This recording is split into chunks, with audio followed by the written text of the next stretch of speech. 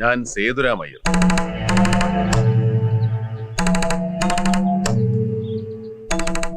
ഇവരെ നിർബന്ധിച്ചിട്ടല്ല ഞാൻ വന്നത്.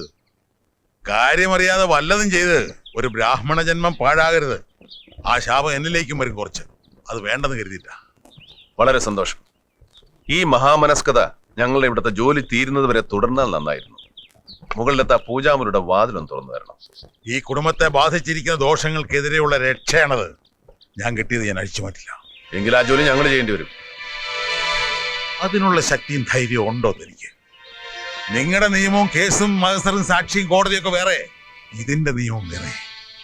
പ്രകൃതിയിൽ ഉറങ്ങിക്കിടക്കുന്ന സൂക്ഷ്മ ശക്തികളെ അഹങ്കാരം കയറി വിളിച്ചുണർത്തിയാൽ അകത്ത് കിടക്കുന്ന സാധനം എന്താണെന്ന് എനിക്കറിയാവോ? രക്തയക്ഷിയ. അവള് തന്റെ രക്തം ഊറ്റി കുടിക്കും. ഏതായാലും ഒരുപാട് രക്തം കൊതു കുടിക്കുന്നതല്ലേ, കുറെ യക്ഷ്യം കുടിക്കട്ടെ.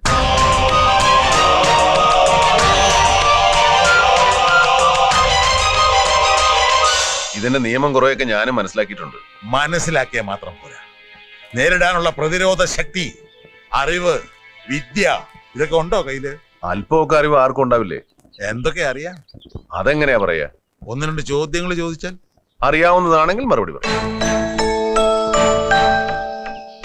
ബ്രാഹ്മണനല്ലേ, അവിടുന്ന് തുടങ്ങാം. ഓ, ചോദ്യം: ബ്രാഹ്മണനാകാൻ യോഗ്യനാരാണ്? ഉയർന്ന ചിന്തയും ലളിതമായ ജീവിതവും നയിക്കുന്നവരാരും അതിന് യോഗ്യരാണ്. ചോദ്യം: ഗായത്രി ഒരു മന്ത്രമാണോ? അല്ല. കാരണം? ഗായത്രി വെറും മന്ത്രം മാത്രമല്ല, ഒരു മീറ്ററും കൂടിയാണ്. മീറ്റർ എന്ന് വെച്ചാൽ ഛന്ദസ്സും ചൊല്ലേണ്ടുന്ന രീതി, സംഗീതത്തിൽ രാഗം പോലെ. ഗായത്രി എന്ന ഛന്ദസ്സിൽ ചൊല്ലാവുന്ന മന്ത്രങ്ങൾ വേറെയുണ്ട്. ഏതും ചൊല്ലേണ്ടുന്ന രീതിയിൽ ചൊല്ലിയാൽ പൂർണ്ണ ഫലം കിട്ടും. നല്ലവണ്ണം വരുത്തനെ ഭഗവാനെ എന്നൊരാൾ പ്രാർത്ഥിച്ചു. അതിൽ നല്ലവണ്ണം ഒന്ന് അമർത്തി ചൊല്ലിയപ്പോ അയാൾക്ക് വണ്ണം കൂടി. മന്ത്രങ്ങളും അത് ചൊല്ലേണ്ടുന്ന വിധവും, that's modulation, is equally important. അത് മാത്രമല്ല, അതൊരു സയൻസ് കൂടിയാണ്. Every science is ruled by certain laws. ചോദ്യം: സൂര്യൻ ഉദിക്കുന്നത് കിഴക്ക്? അല്ല. പിന്നെ? സൂര്യൻ എവിടെ ഉദിക്കുന്നുവോ അത് കിഴക്ക്.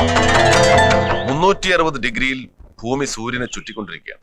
ഭൂമിയും സൂര്യനും സ്വയം ചുറ്റുന്നുണ്ട് താനും. ഇവിടെ സ്ഥിരമായ ഒരു ദിക്കിന് എന്താണ് പ്രസക്തി? ഉദയം, അസ്തമയം, ദിക്ക്, ദിശ ഇതൊക്കെ വെറും സങ്കല്പങ്ങൾ മാത്രമാണ്. ദൈനംദിന ജീവിതത്തിലെ സമയാസമയങ്ങൾ തീർച്ചപ്പെടുത്താനുള്ള ഒരു കണക്ക്. വ്യാവഹാരിക സത്യം എന്ന് പറയും, ഹൈപ്പോതെസിസ്.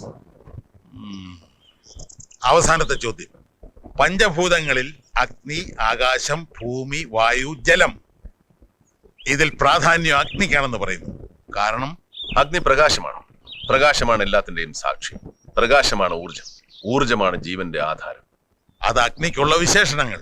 ഞാൻ ചോദിച്ചത് മറ്റു ഭൂതങ്ങളിൽ നിന്ന് അഗ്നിക്ക് മാത്രമായിട്ടുള്ള പ്രത്യേകത എന്താണെന്നാണ്, വ്യത്യാസം എന്താണെന്നാണ്. എളുപ്പമല്ല അതിനുത്തരം. തോൽവി സമ്മതിക്കാം.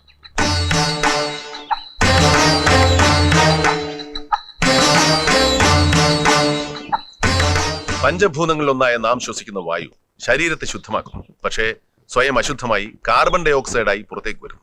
അതുപോലെ തന്നെ ജലം അഴുക്കുകളെ ശുദ്ധീകരിക്കുന്നതിനോടൊപ്പം സ്വയം അശുദ്ധമായി മലിനജലമാകും. അഗ്നിയാവട്ടെ വസ്തുക്കളെ ശുദ്ധീകരിക്കുന്നതല്ലാതെ സ്വയം അശുദ്ധമാകുന്നതേയില്ല. മറ്റു ഭൂതങ്ങളിൽ നിന്നും അഗ്നിക്ക് മാത്രമുള്ള ഒരു പ്രത്യേകതയാണ്. അതൊരു ശാസ്ത്ര സത്യം കൂടിയാണ്. അതുതന്നെയാണ് എല്ലാ കർമ്മങ്ങൾക്കും അഗ്നി സാക്ഷിയാവാൻ കാരണം. അഗ്നിശുദ്ധി എന്ന് കേട്ടിട്ടില്ല. എല്ലാ അശുദ്ധിയെയും ശുദ്ധീകരിച്ച് സ്വയം അശുദ്ധമാകാതിരിക്കുക. വളരെ വലിയൊരു തത്വം തന്നെ ഉണ്ട് അതില്. അഗ്നയെ ഇതം നമഃ. പറഞ്ഞ മറുപടി ഒന്നിന്റെ ഉടമസ്ഥൻ ഞാനല്ല, ഏതോ കേട്ടറിവ്. ഇനി എന്നെ തോൽപ്പിക്കാനാണെങ്കിൽ അത് വളരെ നിസ്സാരമാണ് സാർ. ഒരു കൊച്ചുകുട്ടി വിചാരിച്ചാൽ മതി. ഉള്ളി ഉണ്ടാകുന്നത് ഭൂമിക്കടിയിലാണോ മുകളിലാണോ എന്ന് ചോദിച്ചാൽ എനിക്കറിയില്ല. ഇവിടെ നിന്ന് കൊച്ചിക്ക് എത്ര ദൂരം ഉണ്ടെന്ന് ചോദിച്ചാൽ എനിക്കറിയില്ല. സേവിങ്സ് ബാങ്കിന് എത്ര ഇൻട്രസ്റ്റ് കിട്ടുമെന്ന് ചോദിച്ചാൽ എനിക്കറിയില്ല. പാനിപ്പട്ട് യുദ്ധം നടന്ന വർഷം ഏതാണെന്ന് ചോദിച്ചാൽ എനിക്കറിയില്ല. പെട്ടെന്ന് ഇവിടുത്തെ മന്ത്രിമാരുടെയും അവരുടെ വകുപ്പുകളും ചോദിച്ചാൽ ഞാൻ കൈമലർത്തു. ചുരുക്കി പറഞ്ഞാൽ അറിയുന്ന കാര്യങ്ങളെക്കാൾ കൂടുതൽ അറിയാത്ത കാര്യങ്ങളാണ്.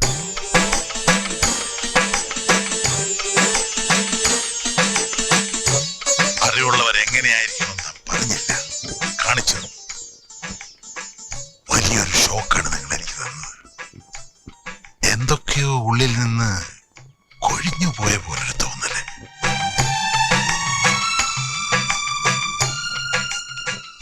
നിങ്ങളെ പലതരത്തിലും തോൽപ്പിക്കാൻ ശ്രമിച്ചു.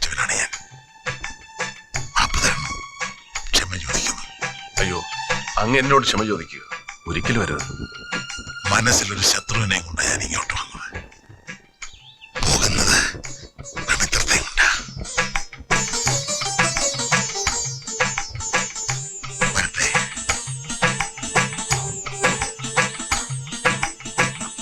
ഇയാളെ വിശ്വസിക്കാം. ഇയാളുടെ പക്കൽ വിജ്ഞാനമുണ്ട്, അത് പ്രയോഗിക്കാനുള്ള വിദ്യയുണ്ട്.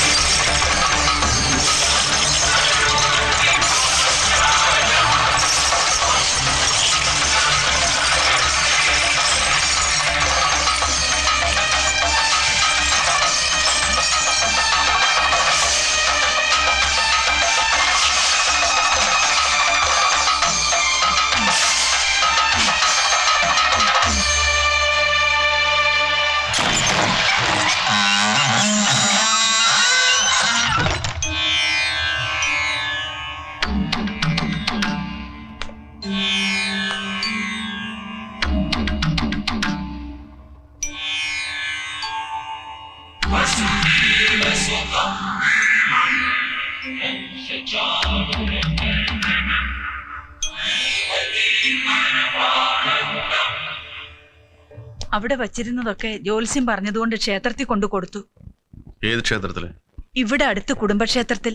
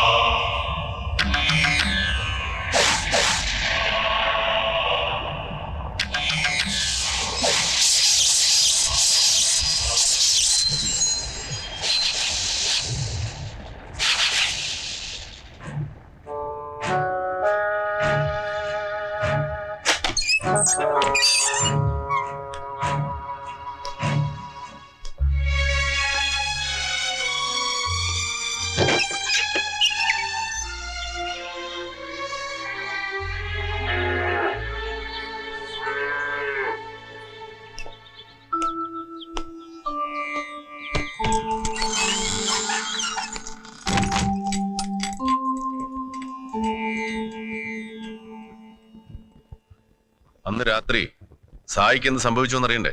വേണം സർ. ഒരിക്കൽ കൂടി ഒരു 10 മിനിറ്റ് ഈ മുറിയിൽ തനിച്ച് കഴിയാൻ സാധിച്ചാൽ അത് മനസ്സിലാവും. ധൈര്യമായിട്ട് പോകും. പേടിയാണോ? Sorry sir. ചാക്കോ, ശങ്കരേട്ടാ,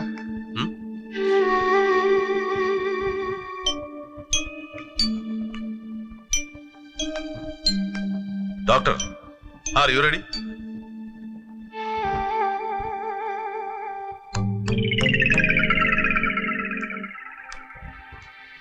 ദേവസ്വം എന്ന് പറയുന്നു, നോക്കുന്നോ? അപ്പൊ ഒരു 10 മിനിറ്റ് നേരം ആ മുറിയിൽ ഒറ്റക്കിരിക്കാൻ ധൈര്യമുള്ളവരാരും ഈ കൂട്ടത്തിലില്ല.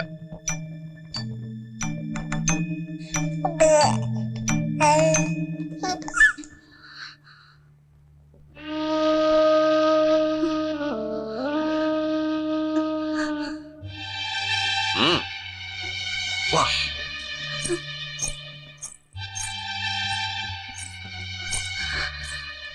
ആ കുഞ്ഞിനെന്ത് ധൈര്യമാ കുടുംബ ഇവിടെ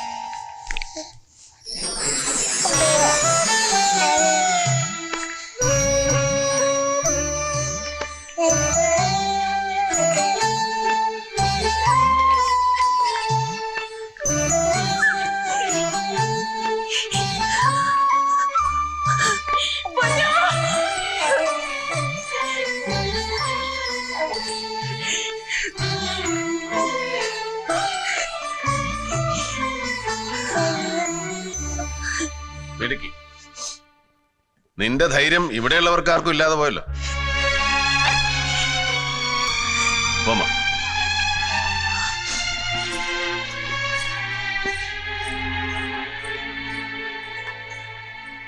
ഈ സംഭവത്തിൽ നിന്ന് സായിക്ക് എന്തെങ്കിലും മനസ്സിലായോ? ഇല്ല sir. Then it needs explanation. Sai ഇതിനു മുമ്പ് പ്രേതത്തെ കണ്ടിട്ടുണ്ടോ? അല്ലെങ്കിൽ ഏതെങ്കിലും സൂപ്പർ നാച്ചുറലിന്റെ അനുഭവം ഉണ്ടായിട്ടുണ്ടോ? ഇല്ല സർ. പിന്നെ ഒരിക്കലും കാണാത്തതോ മനസ്സിലാക്കാത്തതോ ആയ ഒന്നിനെ എങ്ങനെ തോൽപ്പിക്കും?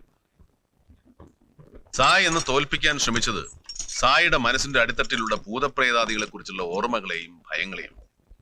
ഈ മുറിയെന്ന് വേണ്ട, ജസ്റ്റ് എനി റൂം. നമ്മൾ സ്ഥിരമായി കിടന്നുറങ്ങുന്ന ബെഡ്റൂമിനെ ചൂണ്ടി കാപ്പറയെ പോലൊരാൾ ഈ രാത്രി ഈ മുറിയിൽ ഒറ്റയ്ക്ക് കഴിയാമോ എന്ന് ചോദിച്ചാൽ ആരായാലും ഒന്ന് ഞെട്ടും. പിന്നെയല്ലേ ഭൂതപ്രേതാദികളുടെ ആവാസ സ്ഥലമെന്ന് ഈ വീട്ടുകാർ തന്നെ പ്രചരിപ്പിച്ചിരിക്കുന്ന ആ മുറി ചെന്ന് കിടക്കുന്നത്. കിടുകിടയല്ല, അടിമുടി വരയ്ക്കും. ഒരു ചാലഞ്ചിനും ആ ഭയത്തെ കീഴ്പ്പെടുത്താൻ പറ്റില്ല. മുറിയിൽ കിടന്നതും സായി സംഭരിച്ചു വെച്ച ധൈര്യം എല്ലാം ചോർന്നുപോയി. ഭയം നിങ്ങളെ കീഴടക്കി. പിന്നെ ഒരൊറ്റ ചിന്തയുള്ളൂ, എങ്ങനെയെങ്കിലും രക്ഷപ്പെടുക. ഒച്ച വെച്ച ആളെ കൂട്ടാനോ വന്ന വാതിലൂടെ പുറത്തു പോകാനോ അഭിമാനമുള്ള നിങ്ങളുടെ ബോധമെന്ന് സമ്മതിച്ചില്ല. പക്ഷെ അകത്തൊട്ട് നിൽക്കാനും വയ്യ. Your in a self hypnotising stage. പിന്നെ നിങ്ങളെ നിയന്ത്രിച്ചത് മുഴുവൻ നിങ്ങളുടെ ഉപബോധ മനസ്സാണ്. അതുകൊണ്ടാണ് മുറിയിൽ നിന്ന് രക്ഷപ്പെട്ടതും തൊഴുത്തിൽ പോയി കിടന്നതൊന്നും നിങ്ങളുടെ ബോധ മനസ്സ് ഓർക്കാത്തത്. സായി എന്ന് രക്ഷപ്പെട്ടത് എങ്ങനെയാണെന്ന് അറിയണ്ടേ? കം.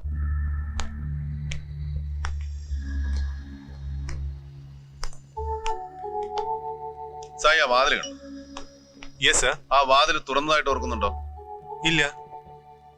ഈ വാതിൽ തുറന്നാണ് സായി എന്ന് പുറത്തേക്ക് പോയത്. ഒരു